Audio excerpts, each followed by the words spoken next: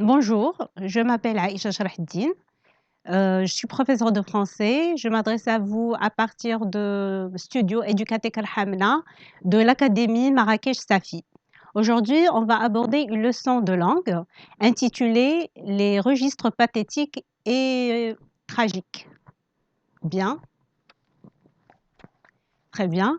Alors, comme vous le savez, tout au long du dernier jour d'un condamné, on a croisé déjà le registre tragique et le registre pathétique, mais ce n'est pas grave de refaire une petite récapitulation de la définition de chacun de ces registres. Très bien, on va commencer par le registre tragique. Alors, tout d'abord, la catégorie d'émotions dans ce registre. Dans ce registre, terreur et pitié face au sentiment d'une fatalité inéluctable. Le tragique tend à inspirer la terreur et la pitié. Les textes tragiques montrent l'homme face à une puissance qui le dépasse. Le destin, la passion, la mort, la société. Il est toujours devant une fatalité. Cette fatalité le rend incapable de réagir. Il le met dans une terreur et suscite notre pitié envers lui. Donc, c'est ça la première, vraiment, la première trace du tragique, la fatalité, l'impuissance. Je ne peux rien faire devant une chose qui me dépasse, qui me dépasse et à laquelle je suis incapable de réagir. Surtout ça, l'incapacité de réagir. Critères d'identification.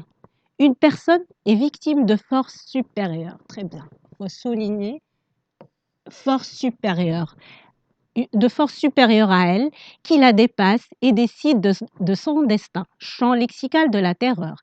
Il existe dans un registre, dans un texte qui appartient au registre tragique, des métaphores, des périphrases pour désigner les dieux, des antithèses qui montrent une certaine faiblesse devant cette force-là et une certaine impuissance humaine devant une force divine. Parfait. Donc ces figures de style sont employées afin vraiment de rendre ce texte très touchant, très émouvant et surtout dans lequel il faut montrer qu'on est incapable, l'impuissance de réagir face à des forces divines, des forces un peu plus fortes que les nôtres. Très bien. Elle ne peut rien faire pour lutter contre ce qui va lui arriver. Verbe exprimant l'idée de lutte, des négations, etc. Parfois, la personne, elle essaie de lutter en employant des exclamations, des interrogations, des apostrophes, un langage soutenu. Elle emploie la voix passive, des modalisateurs, bien sûr. La voix passive, pourquoi? Parce qu'on est incapable, on est soumis à une force, on n'est plus des personnes actives, mais des personnes passives, incapables de réagir devant ce qui nous arrive. Parfait. Et l'effet recherché de ce registre tragique, c'est faire naître la crainte et la pitié. Parfait. Je récapitule. Le registre tragique permet d'exprimer la souffrance, d'être confronté à des forces extrêmes. L'utilisation d'une écriture d'émotion, des implorations, champs lexicaux du destin, de la mort, l'emploi des figures d'insistance, des métaphores, des hyperboles, des accumulations et, comme on a dit, l'effet recherché, c'est faire naître la crainte et la pitié. Et on va vraiment souligner tout cela avec ces exemples. Extrait bien sûr du dernier jour d'un condamné du chapitre 49. Un juge, un commissaire, un magistrat, je ne sais de quelle espèce vient de venir. Je lui ai demandé ma grâce, en joignant les deux mains et en me traînant sur les deux genoux. Il m'a répondu en souriant fatalement. Très bien, faut que je souligne fatalement. C'est plus fort que nous, monsieur. Si c'est là tout ce que j'avais à lui dire, ah, les misérables, il me semble qu'on monte l'escalier. 4 heures. Très bien, si vous savez très bien, ici 4 heures, ça symbolise la guillotine, l'exécution, la mort. Parfait. Si on voit la structure de la phrase, on va voir des accumulations, On va voir l'emploi des adverbes. On va voir en joignant les deux mains et en traînant sur les deux genoux le lexique de la pitié et la soumission devant ce qu'il vit, ce condamné. Et il me sourit fatalement si c'est là tout ce que j'avais à lui dire. Ah, les misérables, très bien, des apostrophes, les misérables, des exclamations, il me semble qu'on monte l'escalier. Très bien. Donc, vraiment ici, c'est le registre tragique. Tout d'abord parce que ça finit par 4 heures, moment de l'exécution et de la mort, par un champ lexical de la pitié et puis l'emploi des exclamations et des apostrophes. Parfait. Bien. Le condamné à mort ne peut changer le cours de son destin. Il sait que sa mort est inéluctable, inévitable. Les multiples évocations du temps jusqu'à la fin du roman font partager le sentiment d'angoisse et d'oppression du condamné. Ce compte à rebours, l'emploi du temps. Mais vraiment, le fait à chaque fois, ils nous disent, il lui reste 1 heure, il lui reste 3 heures, il lui reste 12 heures, 2 jours, excusez-moi, 2 heures, ou bien 2 jours, il lui reste 6 semaines, 6 jours. C'est vraiment une façon de nous mettre en haleine et nous faire, nous donner envie de savoir où est-ce qu'il va aboutir tout cela. C'est un compte à rebours vraiment qui souligne et accentue le tragique et souligne l'impuissance des êtres face au temps qui s'égrène inlassablement. Très bien, avec vraiment une fréquence qui nous dépasse et à laquelle on ne peut rien faire. Bien, on va passer maintenant au registre pathétique. C'est un petit peu, il y a des points communs entre lui et le tragique. Mais le tragique, il va directement vers des forces majeures, des forces à laquelle on ne peut rien faire. D'accord? Tandis que dans le registre tragique, on est plutôt dans les émotions. Très bien. Donc, catégorie d'émotions. Le pathétique, ça vient de pathos. D'accord? Souffrance. Ce qui suscite la pitié, émeut profondément et douloureusement. Ce registre marque la volonté d'inspirer une forte émotion devant une situation inhumaine et suscite souvent la compassion. Les critères d'identification. Le personnage est dans une profonde détresse physique et morale. Un vocabulaire d'affectivité, de l'affectivité, champ lexical de la solitude, de la détresse, de la tristesse, de la misère. Cette détresse est amplifiée grâce à l'emploi des hyperboles, des exclamations, des énumérations. Mais le but, c'est pas montrer les forces fatales, mais plutôt faire adhérer le lecteur à sa cause. C'est émouvoir, toucher les sentiments. Oui, alors l'effet recherché, c'est émouvoir le lecteur et le faire adhérer à une cause. Très bien.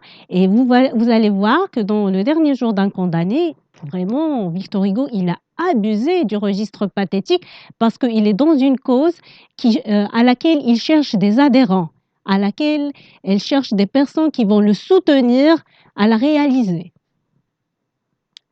L'exemple, et là, c'est un extrait du chapitre 43. Monsieur, il y a bientôt 1 an qu'elle ne m'a vu, la pauvre enfant. Elle m'a oublié, visage, parole, accent. Et puis, qui me reconnaîtrait avec cette barbe, ces habits et cette pâleur? Quoi? Déjà effacée de cette mémoire? La seule ou juste voulu vivre? Quoi?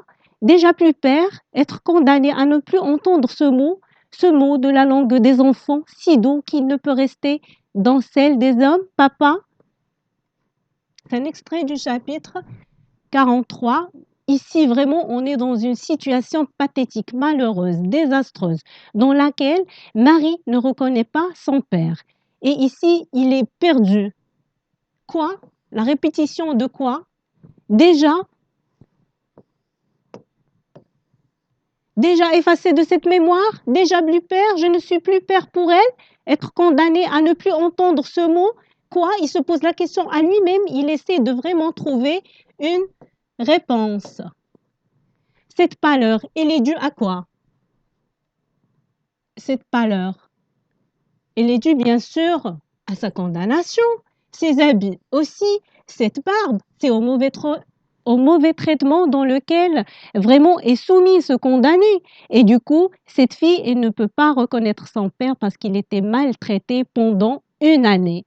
Et ça, c'est une façon vraiment de toucher le lecteur et de dire qu'on ne peut pas vivre sans, sans sentir cette souffrance avant de passer à la peine de mort. Très bien. Après sa rencontre avec sa fille, le condamné n'a désormais plus aucune raison d'espérer, car pour sa propre fille, elle est déjà morte. Cet épisode renforce la pitié que peut éprouver le lecteur à son égard. Bien, ici on va souligner le mot pitié. Et cette pitié, elle est éprouvée par le lecteur. On cherche toujours à faire éprouver au lecteur nos sentiments. En effet, et du coup, on est dans un registre pathétique. Je récapitule. Le registre pathétique inspire au lecteur une émotion et suscite sa compassion, une certaine pitié, une certaine sympathie, un certain attendrissement de sa part. Les champs lexicaux de la souffrance y sont très redondants et ceux de la douleur. Procédés et figures de style à valeur émotive. Un syntaxe éclaté, pardon, supplication, lamentation, des interrogations oratoires, et puis les faits recherchés, comme c'est déjà mentionné, c'est émouvoir, toucher les sentiments du lecteur pour le faire adhérer à sa cause.